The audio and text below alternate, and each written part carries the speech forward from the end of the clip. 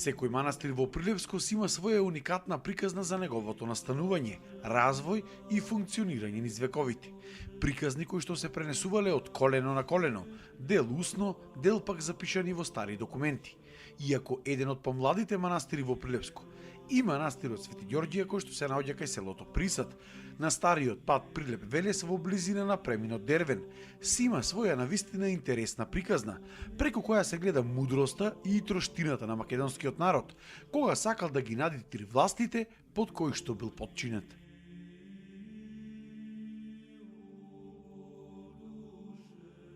Манастирот бил разрушен во 1832 година од некои двајца паши кои што функционирале во овој регион, но нема податок кога истиот бил изграден. Од тој стар манастир има останато денес само еден голем камен крст кој што е закопан на кривината под денешниот манастир. На местото пак на срушеното светилиште не останало ништо, освен еден гроб, меѓутоа не се знае чиј бил тој. На тоа место се наоѓа денешната црква, а стариот манастир исто така бил посветен на Свети Ѓорѓија. Во 1936 година на Весела Спуренковска од селото Присад и доаѓа на сон да изгради црквиче на истото место кај гробот. И така започнува изградбата на денешниот манастир.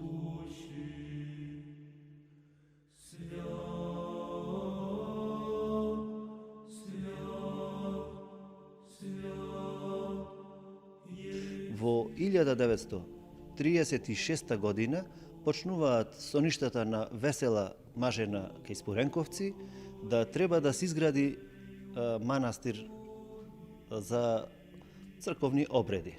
Во 37 година е осветен дрвен параклис.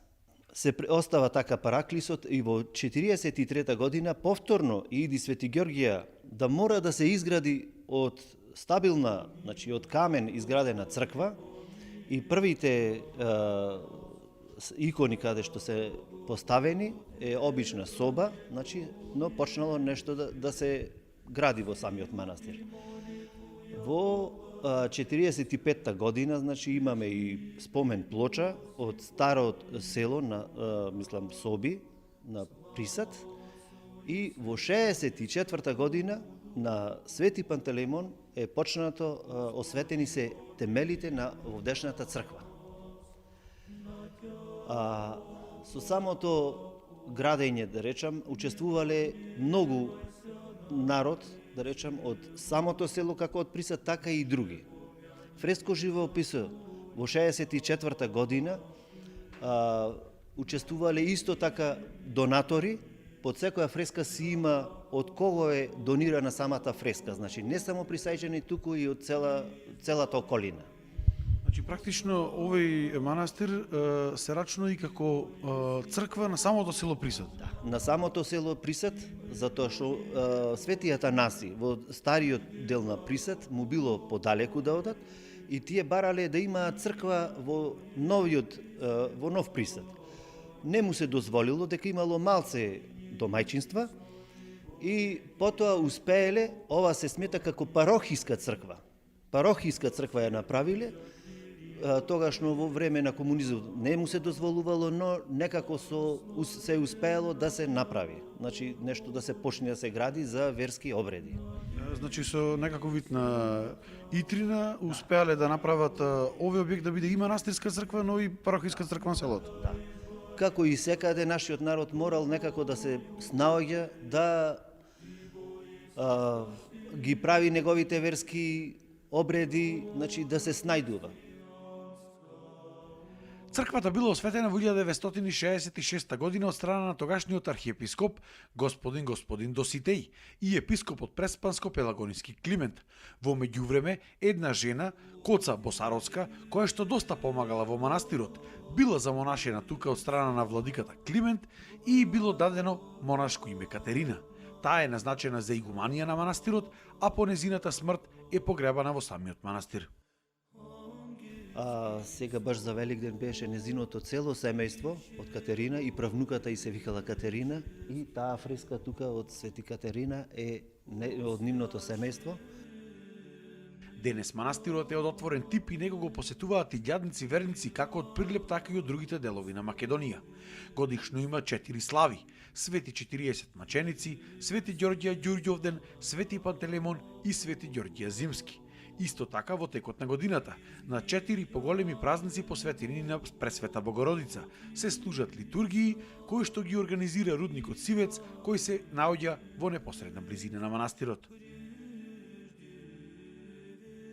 И значи манастирот може да дојдат тука сите верници кои што сакаат да еден вид на викенд, одмор, значи располагаме со 7 соби, значи 28 легла во стариот дел и 25 легла во новиот дел.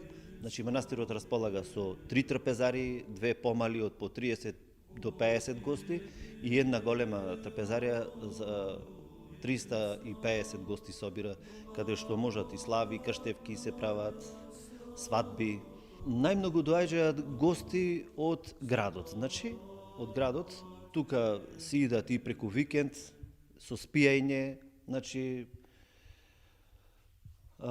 но не се но и често имаме гости од Велес. Значи имаме и планинари што идат, војската некош иди од другиве градишта, Неготино, од Скопје, имаме значи точаци што возат, имаме значи од секаков тип на народ се собира во самиот манастир. Во кругот пак на манастирот има и еден интересен дел, односно место кое што се вика Светите води.